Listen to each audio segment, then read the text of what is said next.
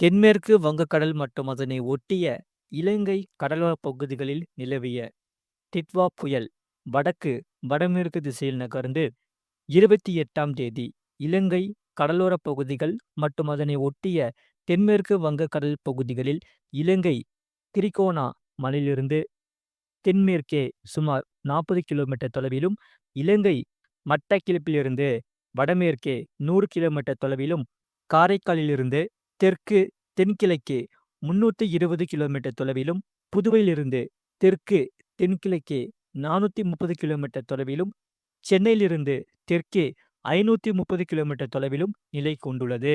இது மேலும் வடக்கு வடமேற்கு திசையில் நகர்ந்து இலங்கை கடலோரப் பகுதிகள் மற்றும் அதனை ஒட்டிய தென்மேற்கு வங்கக்கடல் பகுதிகளை கடந்து 30ஆம் தேதி அதிகாலை தென்மேற்கு மற்றும் அதனை ஒட்டிய மத்திய மேற்கு வங்கக்கடல் பகுதிகளில் வட தமிழகம், புதுவை மற்றும் அதனை ஒட்டிய தெற்கு ஆந்திரா கடலோரப் பகுதிகளுக்கு அருகே நிலவக்கூடும்.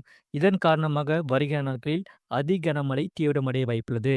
29ஆம் தேதி அதி கனமழை பெய்யக்கூடிய மாவட்டங்கள் மயிலாடுதுறை, கடலூர், விழுப்புரம், செங்கல்பட்டு மற்றும் புதுவையிலும் கனம் முதல் மிக கனமழையும் ஓரிரு இடங்களில் அதி கனமழையும் பெய்யக்கூடும். கனம் முதல் மிக கனமழை பெய்யக்கூடிய மாவட்டங்கள் புதுக்கோட்டை, தஞ்சாவூர், திருவாரூர், நாகப்பட்டினம், அரியலூர், பெரம்பலூர், திருச்சிராப்பள்ளி, சேலம், கள்ளக்குறிச்சி, திருவண்ணாமலை, காஞ்சிபுரம், சென்னை, திருவள்ளூர் மற்றும் ராணிப்பேட்டை மாவட்டங்களில் கனம் முதல் மிக கனமழையும், கனமழை பெய்யக்கூடிய மாவட்டங்கள் வேலூர், திருப்பத்தூர், கிருஷ்ணகிரி, தர்மபுரி, நாமக்கல் மற்றும் கரூர் மாவட்டங்களில் கனமழை பெய்ய வாய்ப்புள்ளது.